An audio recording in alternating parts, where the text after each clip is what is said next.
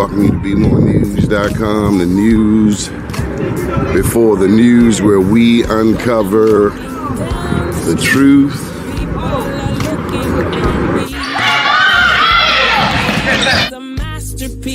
An accent.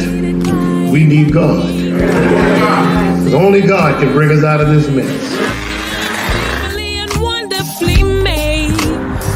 may not look like you and you me, but that's the way it's supposed to be. Dare to be you, dare to be me, and dare to be different and unique. I'm gonna be the best me I can be by letting its glory shine through. Dare to be you, dare to be me, and dare to be.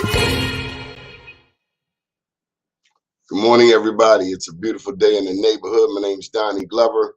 I'm about to bring up two Dunbar legends.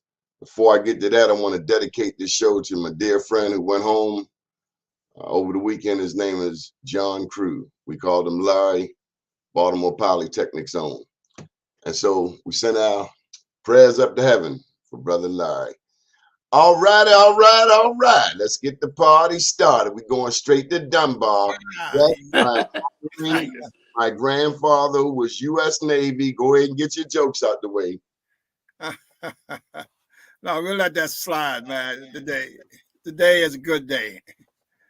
Big brother Clarence Tiger Davis, former delegate, also Gregory Branch, both veterans of the U.S. Armed Forces. We thank you for your service.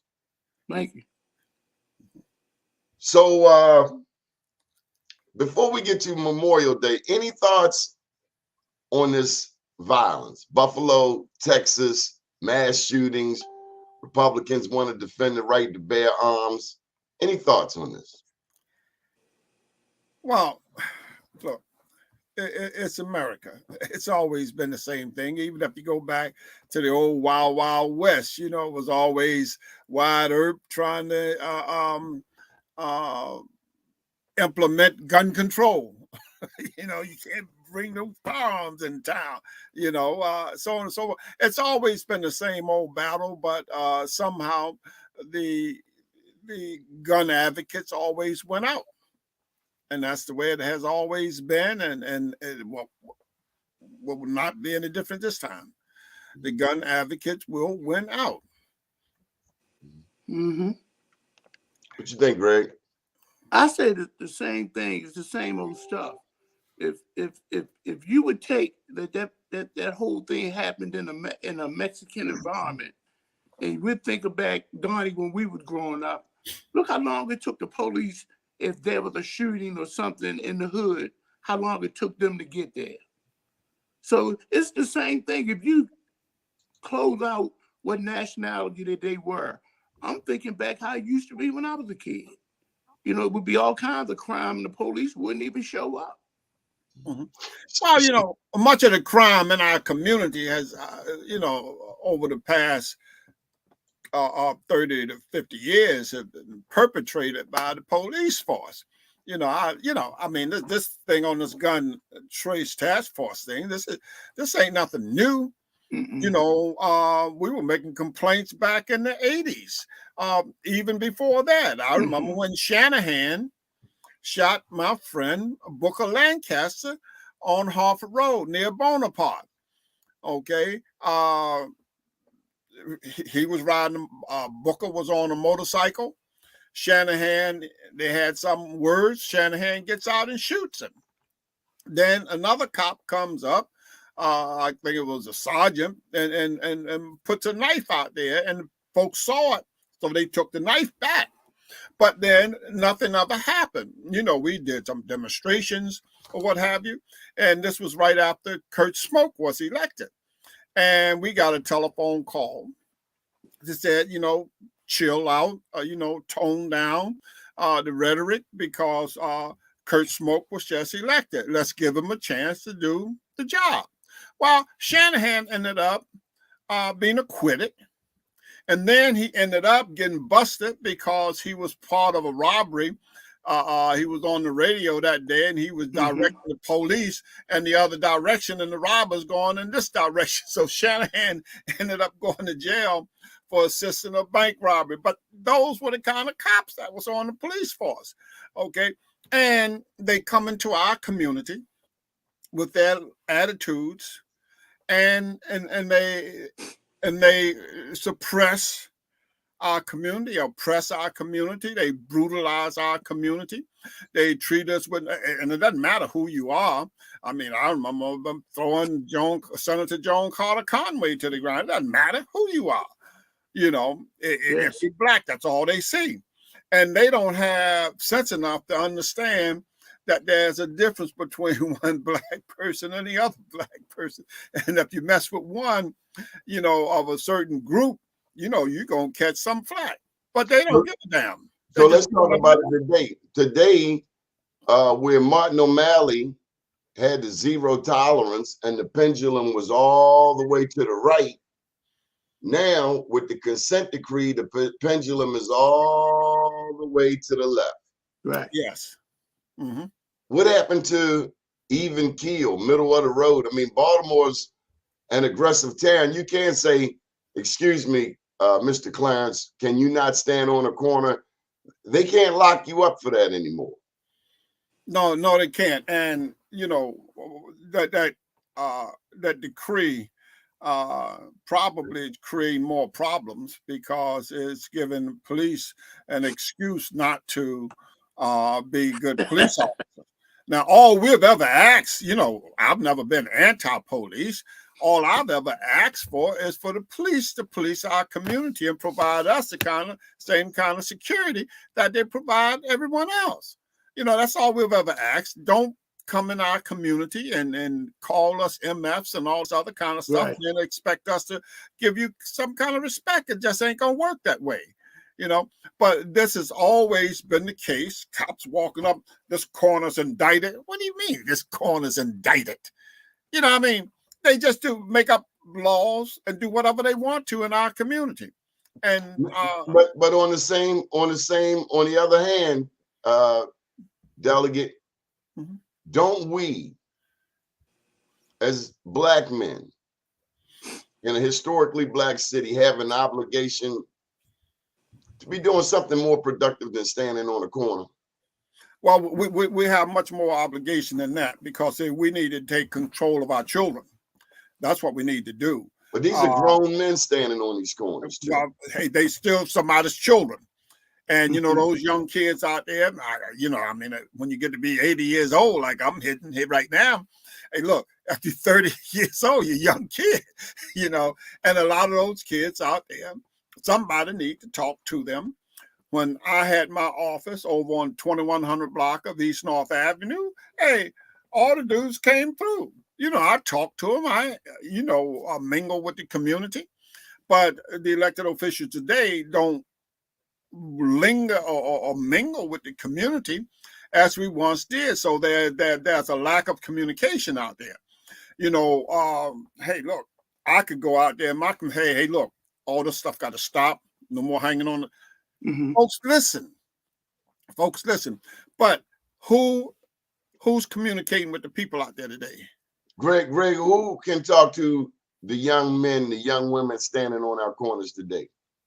Well, you have quite a few people who have tried.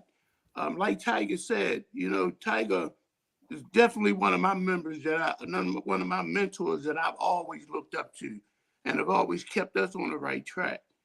But when you look at a lot of these guys, a lot of people today, especially the older ones, they're afraid. They're afraid of what the younger people doing in terms of retaliation. At once upon a time, there was this thing called respect, where they respected the older gentlemen. Right now, in the schools today, and with some of these kids, man, it all starts at home, and these kids have no respect for their authorities. So, you know, all this stuff starts at home.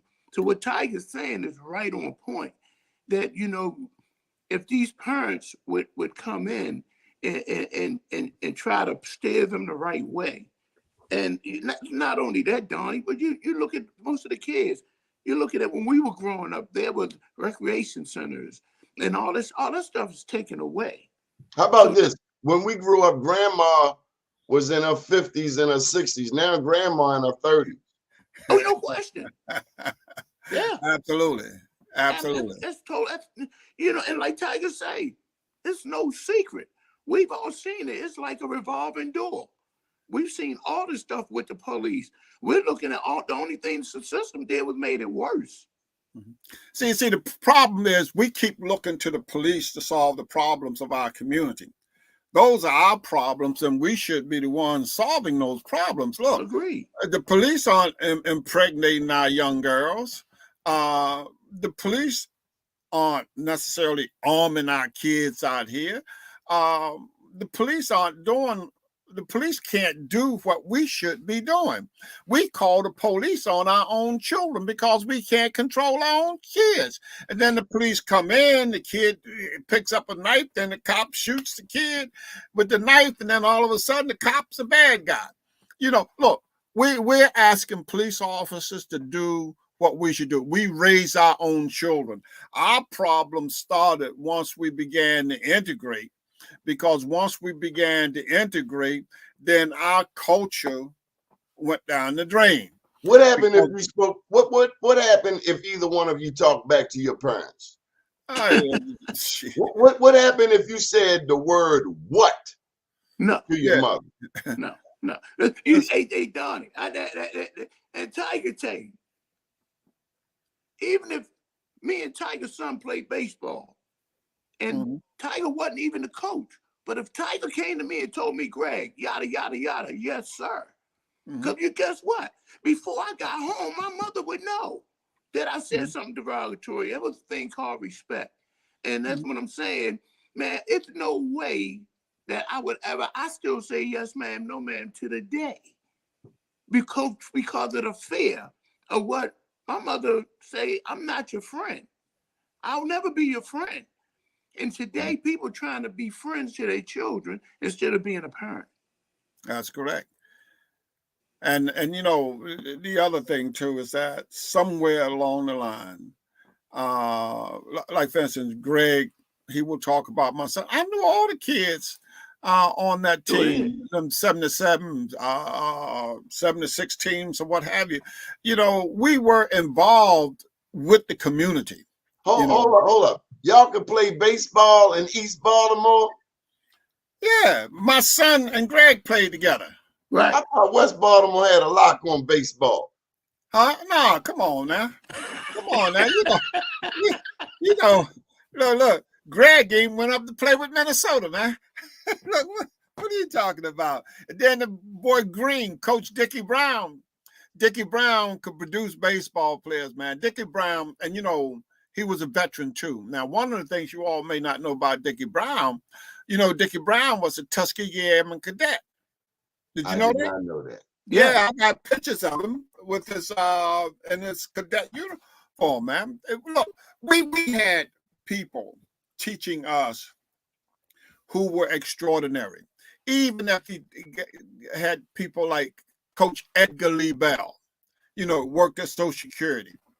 People have no idea who Coach Edgar Lee Bell is. Coach Edgar Lee Bell was at the Battle of the Bulge at Bastogne. He was at the battle that turned the tide on World War II, right?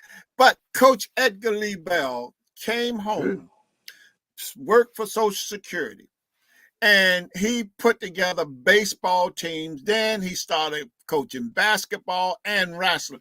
He was involved with the community. He gave his life to the community. Coach Edgar Lee Bell. We had people like that. Even what's my man's name? Bucky Lee. All these guys, man, they come up and they give back to the community. E-Step. Play with you. E-Step. Now he got health issues right now, but these were the guys who came up and they gave their life to their community, And so where are they now?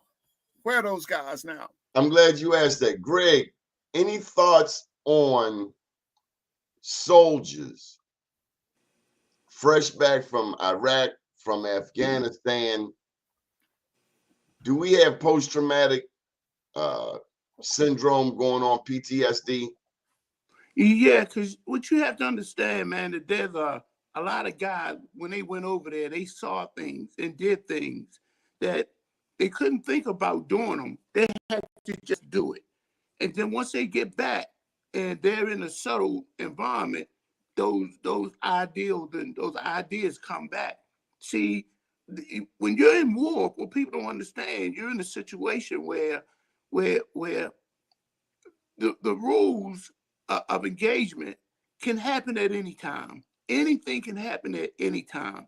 So when you're doing it, you go ahead and you do it.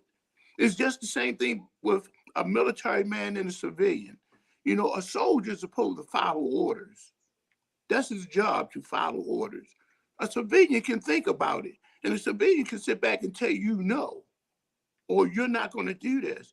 But when you're in that military world, that's the reason why when you go into basic training, they got to break that civilian stuff away from you too and build you back up. And build you back up as a military guy to find out the military rules. These are the rules. All the stuff that you're thinking about when you was a civilian, you got to throw that out the window. You're in a whole different environment. Am I right, Tiger? That's true. But now look, here's one of the things that you got to look at when you talk about Iraq. You see, you're speaking as if only men go to Iraq. Right. Look, hey, one of the major issues we have today is that, you know, when I was in the military, 1.6% of the military was female. 1.6%. Today is nearly 20% female. But not only that, the females are serving in combat zones. Yes. You know, so they're coming home with the same kind of problems that that the males had, you know, with the PTSD and all these other issues. Now, ask yourself this. I don't care what changes we make in society. Women will always be the custodians of our children. Now, what happens when the custodian of our children is suffering from PTSD and other maladies associated with war? You know, we haven't looked at that. Now, I've asked Hopkins and I've asked some other folks, look, can we do a study on that? Because we have a laboratory here, because all these kids are coming home from the military, they're going to school. So we have a laboratory. We can get them involved in those studies, because what is the impact on our society when women are engaged in combat and they come home carrying the same burdens as men? Now, that's an issue that needs to be dealt with. I've seen some of the sisters, you know. Well, you know, let me just pose this to you. Mm-hmm. You gentlemen represent historic East Baltimore, and I remember on the football field over there, Sugarcane Field. You know, you're playing football, you're looking at Monument Street, you're looking at Madison, but you also see the jail in the background. So as you talk about soldiers coming home from war, what is the impact? And again, this is a sidebar. What is the impact of these inmates coming back home? Is it true that Baltimore is the home of trauma, including sexual trauma, as a result of mass incarceration? Look at here, Donnie. When you're looking at, just say that you're talking about guys that's coming home with PTSD and the women. But there's a thing called secondary PTSD. And that's a person who ain't been on the lines. Those people are behind the lines, who are the nurses, who are people who are behind the line. But when those people come back and those soldiers come back hurt, and those people behind the lines are seeing and hearing the stories, it's just like they're being there.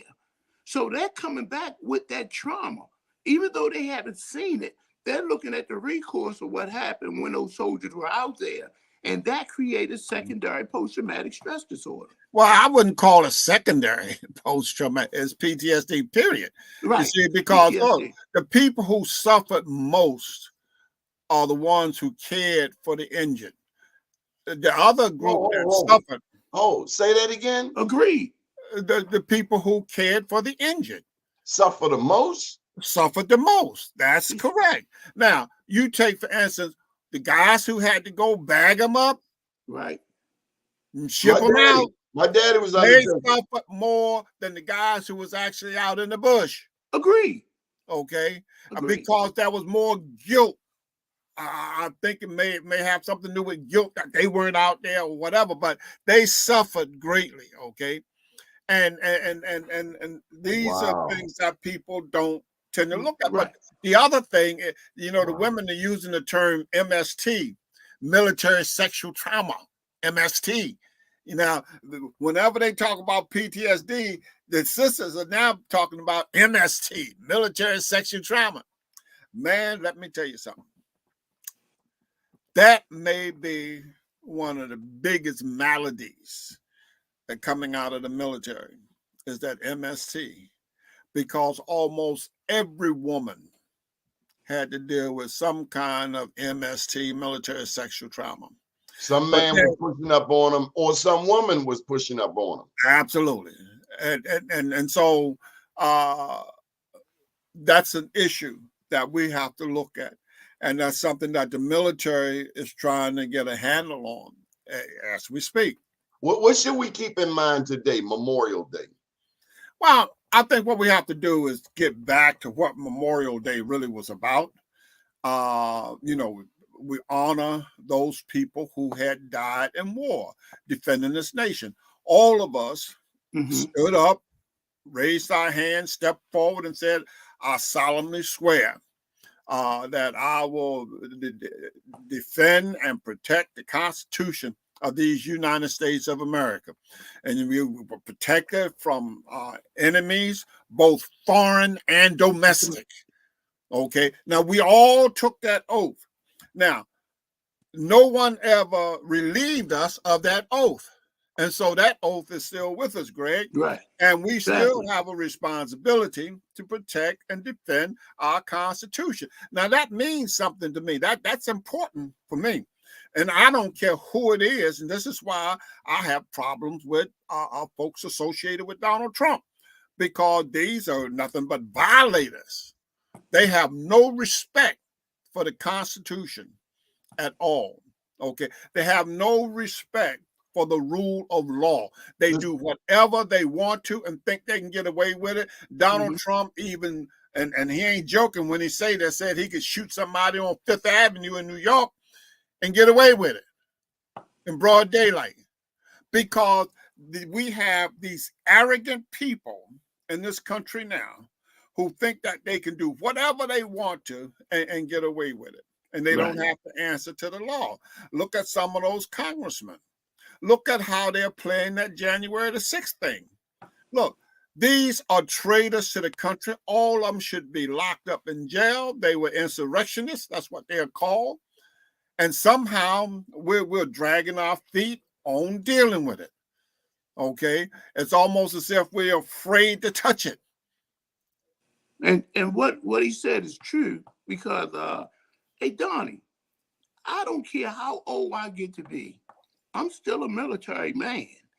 And like I said, I did my 15, I did my Army, and out of all that stuff I did with that Army, I got tired, man, and switched over to the Air Force, where it was a little green over there. Hey, now you want a roof over your head, man. I know what it was. I want a roof over my head. Tell you know what I'm talking about.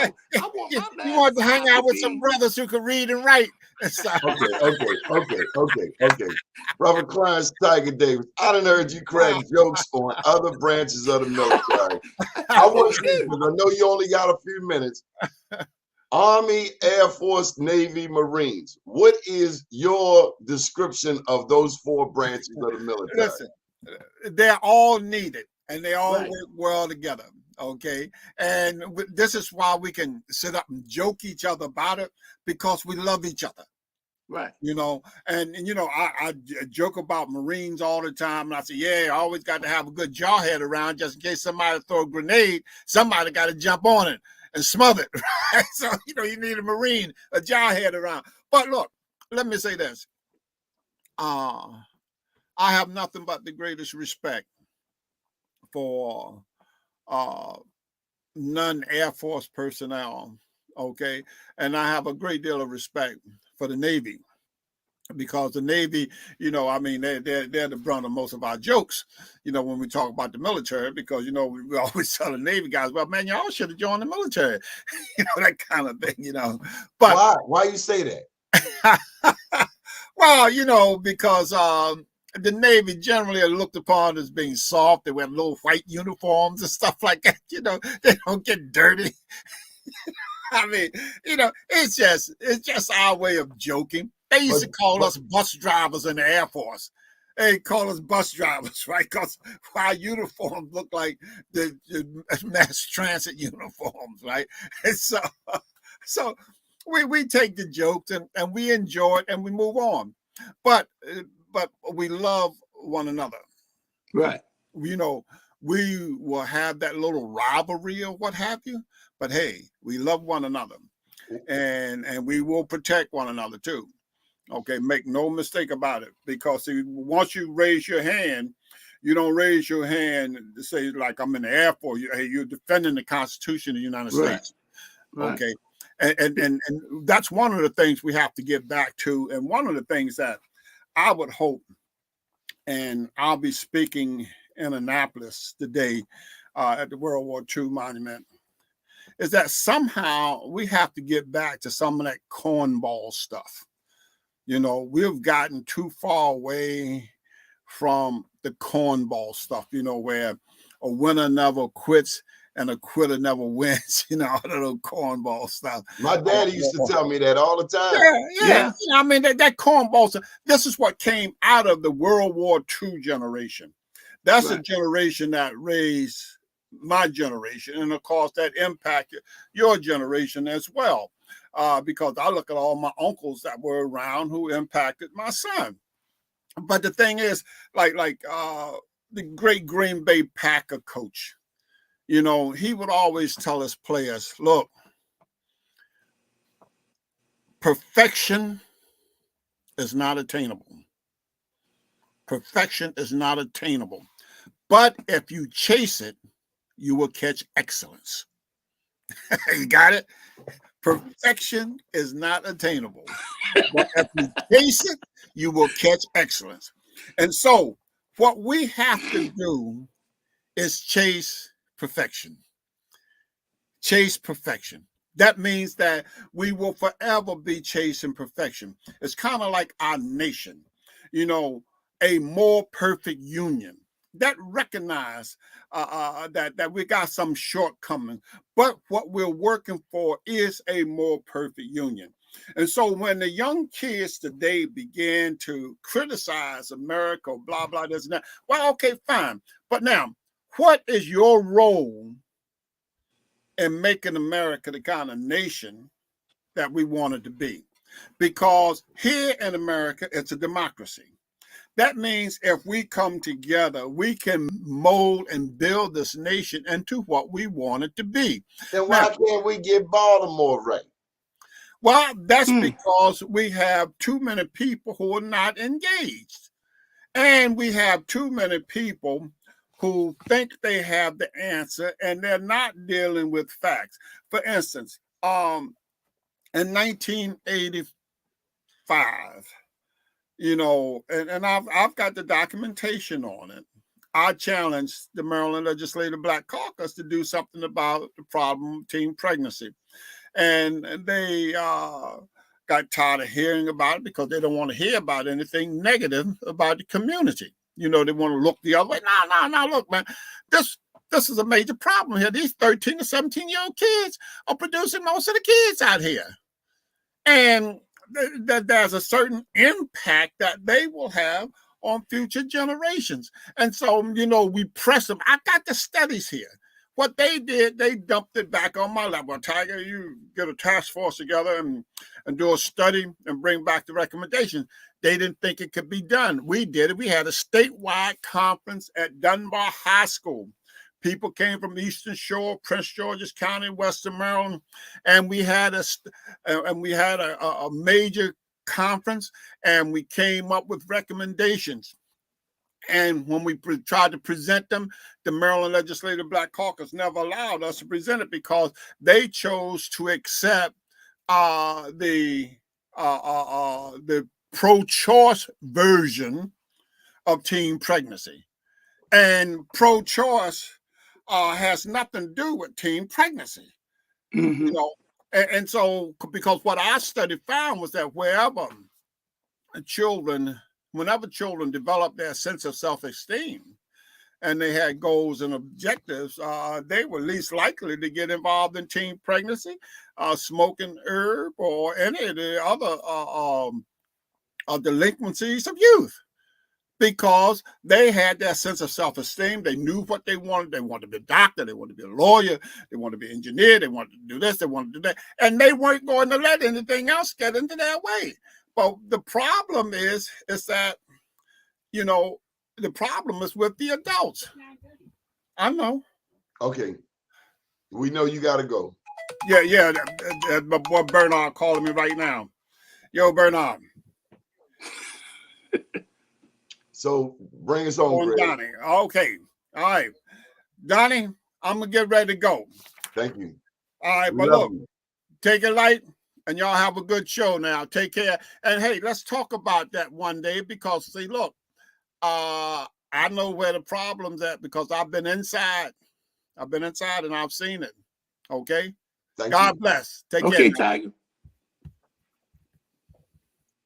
So, Greg, you going to bring us on home.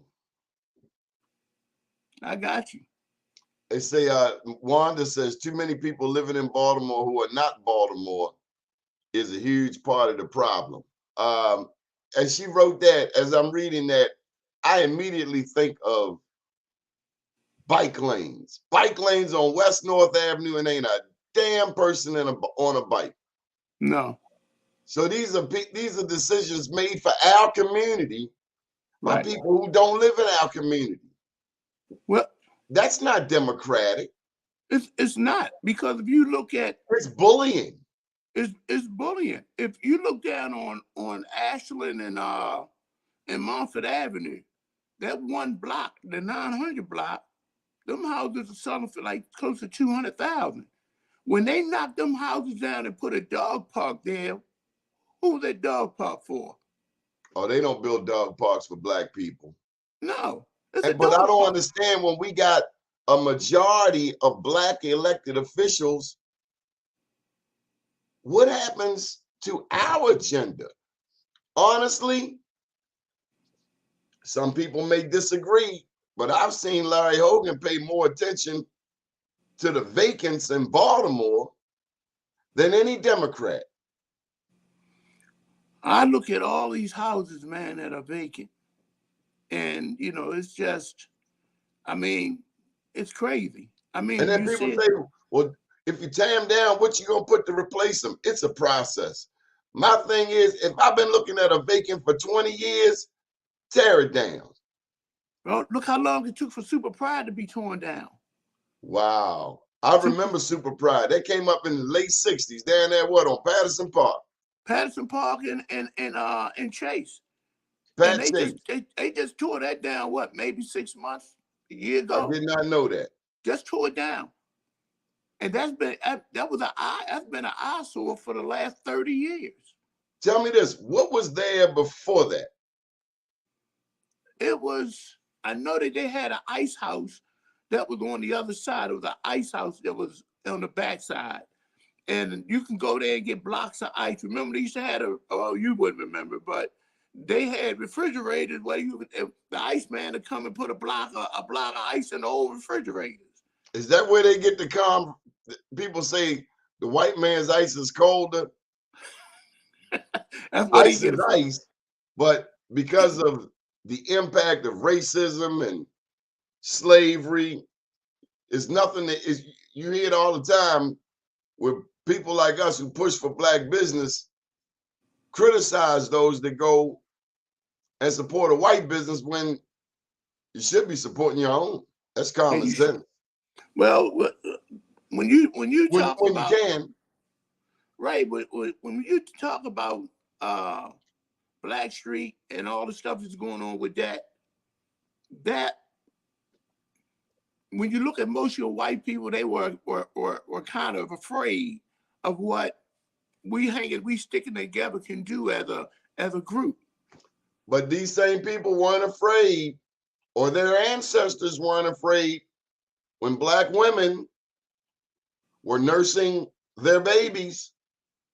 That's true. There That's true. wasn't any fear then. There wasn't any apprehension. But this same woman that nursed their babies could not use their water fountains. See, racism is so stupid.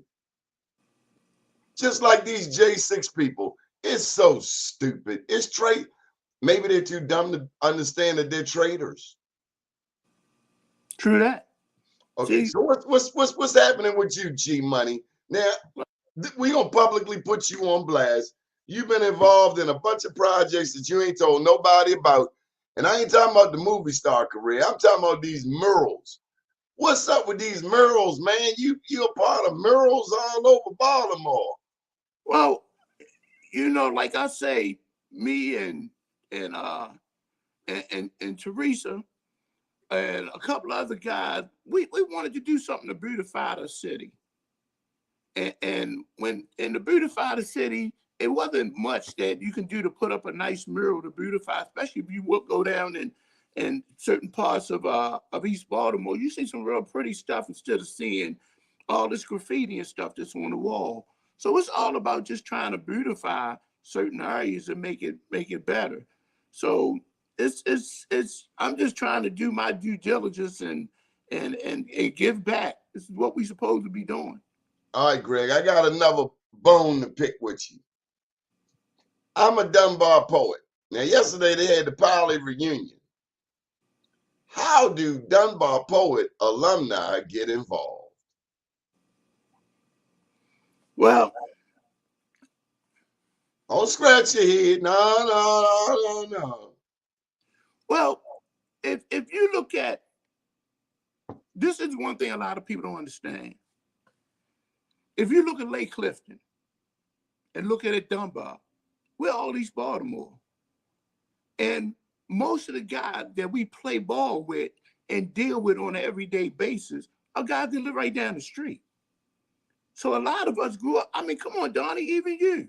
You was up on Greenmount. You was in that area. We saw you every day. You know, but guess what? Like Tiger said,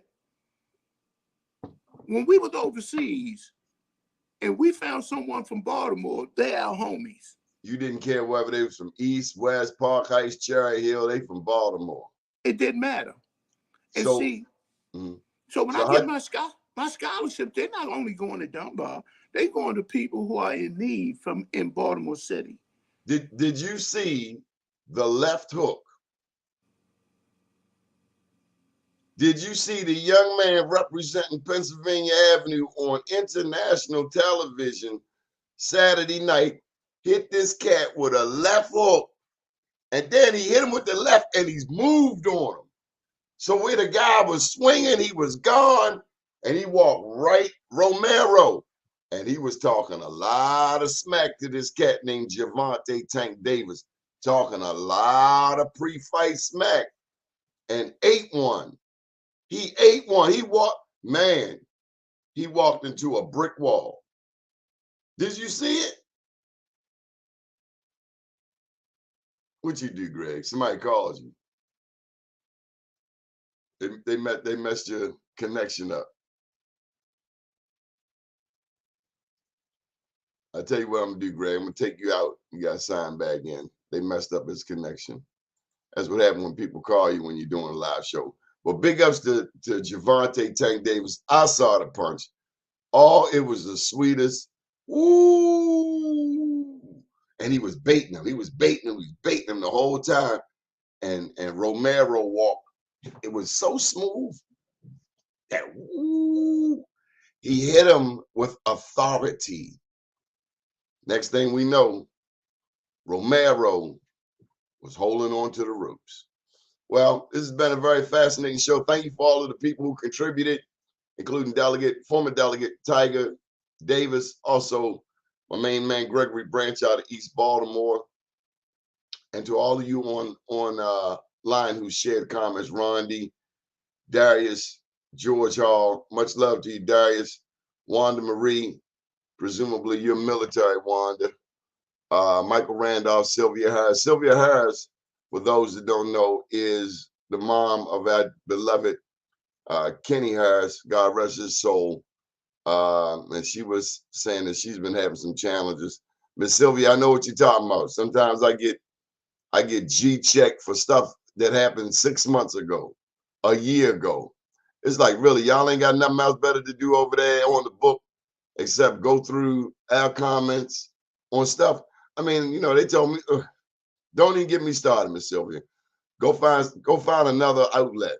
Go find another social media. When one don't treat you right, like Sugar Hill say, if your girl start acting up, if Facebook start acting up, then you take her friend. Go get Twitter. Oh, your son. Okay. Well, we thank you and your son for the contributions made in terms of serving this country. It's Memorial Day. I will not say happy Memorial Day. How are you going to say happy when we're remembering the people who gave their lives? And if you're Black, this is every battle, every major war, from the Revolutionary War to wars we don't even talk about, like the Seminole Wars. And I talk about that in my book.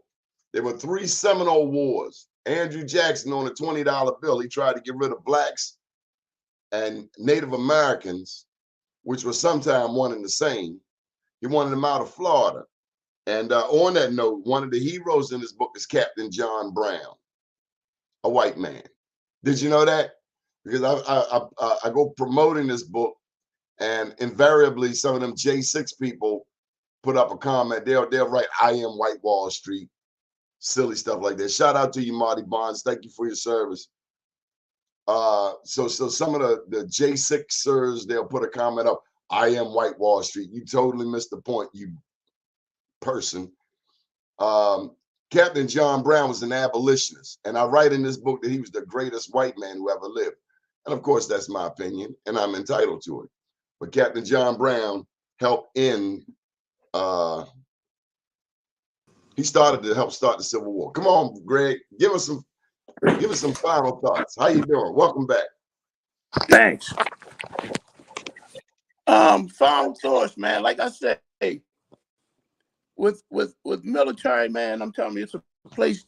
I'm kind of glad you had this segment because, I ride or die military where my career and everything started.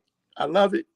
The military was probably going to be my first choice until baseball came into place. But man, I love this. I love this show when you call me. I love it. I couldn't. There's no way we cannot mention, because I had my black T-shirt on yesterday, the one you brought to me, my Black Legends T-shirt. And the cat said to me, "Older brother, it's the Black Legends shirt." He said, he said the only legends. He said if they haven't played at Cloverdale, Madison, and he named one other place in Baltimore. He said if they haven't played at one of these fields, they're not a Baltimore legend. Now I ain't gonna sit up here and tell you I played in Madison because I didn't get that far. But I have played up Cloverdale. Where you go at? Come on back, Ray. Okay, but August 6th, what is happening August 6th? August 6th is going to be the Legends game. And that Legends game is going to be the 15th one that I'm going to have. It's number 15. And we've already getting everything in stride. Everyone is going to be there. We're going to make this, because we didn't have it the last 2 years, it's going to be better. I want to talk about post-traumatic, the stress in you not being able to have your baby for 2 years. Because I ain't saying I was worried about you, but how did it affect you? Well, that post-traumatic stress, man, it affected me. You're talking about what happened in terms of my wife? The post-traumatic stress? The post-traumatic stress, it definitely affected me because it's when that war happened, Donnie, I was working. And when it happened, because I have certain skills that the Army taught me, I had to go. So imagine me being lifted up after retiring from the military, getting a phone call from the Pentagon saying, you got to go to Iraq. So they asked me, I already did my 25. So I'm sitting back saying, let the young boys have it. I haven't done my time. My wife now already went through all the stuff behind this. Let the young boys have it. What happened was they called me back the next day. They called me back the next day. And when they called me back the next day, they said, Keep going. when they called me back the next day, they asked me, Son Branch, you're going to Iraq. So that day, I had to go pick up my wife, go and get all my uniforms and all this one day, sign my life away. This was after Doni, I retired. They called me back in, and I had to go over there, and they gave me 3 days. 3 days I had to stay with my wife, and I was gone. And that was it. I wake up 3 days later, I'm in Iraq with an M16 to 45, looking at that type of environment. So we're talking about in the course of 72 hours, I went from delivering mail, working for the post office, to being on a battlefield in 72 hours. So that definitely affected me. And the fact that I had to leave my wife after my wife had already put up with 25 years of that. 25 years of me fighting, going back to war, doing all this stuff. She dealt with this. Then after I did that, and then they sent me out, and after I did my tour and I came back home, I come back home, and a few months later, my wife diagnosed with cancer and dies. So that exacerbated and made it even worse. So I'm sitting back trying to figure out, this gotta be a dream. So it definitely hit me to a point where I had to go see a psychologist because it was affecting me. It definitely affected me. They tell me, Greg, don't get a therapist who doesn't have a therapist. I understand therapy to be dumping somewhere safe where you're not going to read about it on Facebook. Somebody ain't putting your business all out there. That's why we go to professionals who have an oath to help people. Exactly. Don't get a therapist that don't have a therapist because you got to dump. Any advice to people out here, whether they were in the military or not, it could be a single mother, a single dad. I hear all the time brothers struggling, I guess women too, I'm not as familiar, men struggling with child support. I saw a young man, he works in my community. He ain't doing the right thing, but he works in the community. Decent person, and he was struggling with parenthood. And I don't know all of the particulars, but I could read his face. And it wasn't a happy person I'm used to seeing. And he later explained to me he's dealing with custody, parental alienation, child support. I mean, and I'm not making any excuses. We know the decisions and the ramifications of our choices. But any suggestion to people out here struggling to make it through the day? And it could be Memorial Day, it could be Valentine's Day, it could be the holidays. Help me out, big bro. I say this. At one time, seeing a psychologist in the hood was taboo, was something that you didn't do.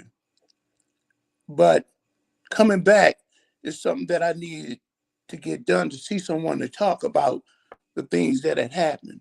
Now, people think people who get post-traumatic stress are military people, but everybody can have post-traumatic stress.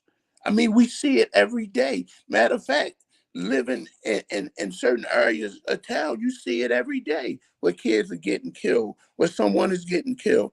So when you talk about post-traumatic stress, the first thing people think about is military. But this is something we've been dealing with for years. Matter of fact, all my life. So basically, when I look at it, I just say that, if for people who are out there, life is hard. And if it was easy, if it was Got a Dunbar poet right there. He was our backup quarterback, Kevin Bivens from JV football. oh, okay.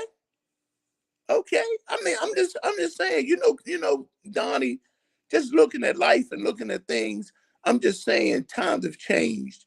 And I look at things, man, the way, and I can only speak for me. And I'm gonna do my part. I'm gonna do my due diligence. That's why when it come down to helping kids or helping my school or helping the community, these are things that if everybody just gave a little bit, man, we can conquer a lot of stuff, a Okay, lot of problems. August 6th, everybody needs to be at the Dome. Now, I got to ask you the most important question of the morning. Are you ready? I'm ready. What's your sister putting that macaroni and cheese? I can't tell you her secrets. Oh, come on, Greg. Come hey, on, hey, man. hey, Donnie, I'm gonna tell you, man, my sister, and remember, it's 4 boys, and she's some 4 big boys, and she the youngest, but she's in charge, and we don't mess with her. So if she called and say she want to do something, we don't mess with her. So like I say, in that token, I can't give her secrets away because she's a cooker, and you taste it, and she waiting for you. You sitting there waiting for that plate. Greg, she went through a trauma recently. Yes, she did. How's she doing? She's doing good. She's doing good. She's she picked she picked up. She was going through some things. Her only son, and got murdered. So she Up picked in it up Philadelphia? in Philadelphia. So she's moving on, and she's doing really, really well. She's doing really, really well. So with the support of the family, but like I'm saying, my sister, she's a strong woman, and with her being a strong woman, she's just like my mother. And with that, I knew she would be okay. It's just that you just had to leave her alone and give her the time to process what happened. And that's what she did. And I'm starting to see my old sister coming back just by giving her the time that she needed to let what happened process. So she's Your okay family, now. your family's lost 2 young men, if I'm not mistaken. Yeah, my brother Thomas lost his grandson. Chanel lost her son, Delegate Three. Chanel. And with that, that was a uh, big thing with the family. It kind of hit home. So with that hitting home, you collect your thoughts. You give family time to grieve, time to process what had happened, and you just be there for them whenever they need you. Okay, So who is Chu Smith to you? man, I'm gonna tell you, Chu Smith is my mother's other child. Even though she never met him, Chu Smith is like a brother, like he's a little brother that's my big brother because there are things that we talk about, and he makes me see things on a. If put it this way, if I go to him and I talk to him, I know he's gonna be straight up, and What would he say? What would he say, Greg? How would he say it? he would sit down and he would tell me. He throw the little husky voice, or he listen to this. Hey man, for real, for real. Yeah, man, Chu got that older guy spirit. That Godfather. Yeah, he Yeah. like, oh, I'm in trouble now. And see, and I listen to him. I listen to what he's saying, man. I'm talking about, man, I am so proud of him for the things that he's doing. I'm so proud. It's kudos to him. Whenever I call him, he's there. And I'm telling you, man, he's a good guy. And there's a circle that I have and of my guys. And in that circle, definitely, he's one of the guys that's in that circle. I'm getting ready to ask you something. I need to interview the Muggs. Now I got 2 books out. The Muggs got his book out. We need to interview Muggs on this show, and I need your help. I need Yeah. you to bring him on the show.